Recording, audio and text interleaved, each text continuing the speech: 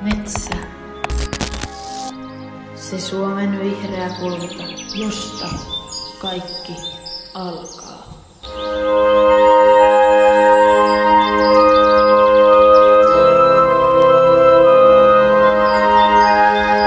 Hei! Tänään me perehdymme aiheeseen, miten metsäpohjaiset tuotteet näkyvät arjessa. No mitä sitten oikein tarkoittaa metsäpohjainen tuote?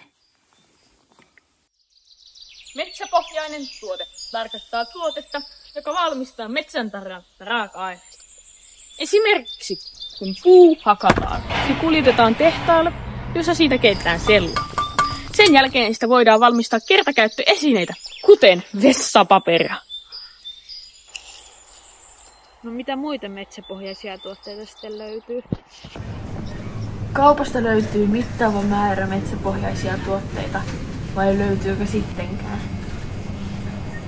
Vastaus on kyllä ja ei. Metsäpohjaisia tuotteita on kaupoissa jo paljon enemmän kuin moni osaa arjessaan ajatella. Kartonkipakkaukset, paperipussit ja erilaiset kuitumateriaalit ovat näkyvimpiä esimerkkejä metsänpohjaisista tuotteista. Yhä useammin myös tekstiileissä ja kosmetiikassa hyödynnetään metsän raaka-aineita. Ongelma on se, että ne eivät aina näy hyllystä. Vaikka emme siis vielä puhu valtavasta määrästä, metsän jalanjälki on jo vahvasti läsnä ostoskorissa. Usein piilossa, mutta silti mukana. Loppujen lopuksi löysimme näin paljon metsäpohjaisia tuotteita.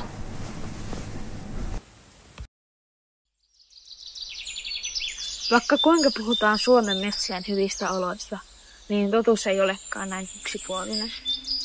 Nimittäin avohakkuut. Tehometsätalouden jäljet ovat karut.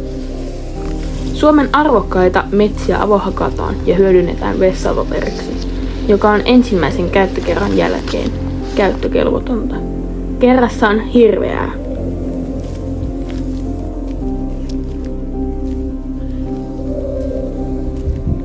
Tätä menoa metsät eivät kestä. Metsätalouden on muututtava innovatiivisemmaksi.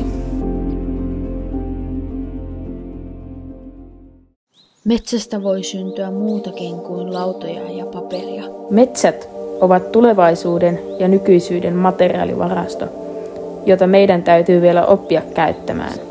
Metsistä saatavista raaka-aineista voidaan valmistaa melkein mitä vain. Metsiä voidaan käyttää innovatiivisemminkin.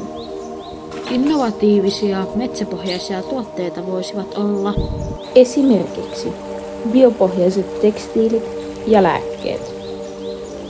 muovin korvaavat metsäpohjaiset pakkaukset sekä biopolttoaineen kehittäminen. Vaikka metsäteollisuus on mennyt hieman ylijalostamiseksi, niin toivoa kestävämpään metsäteollisuuteen löytyy. Metsät eivät ole vain puita, vaan täynnä innovatiivisuutta.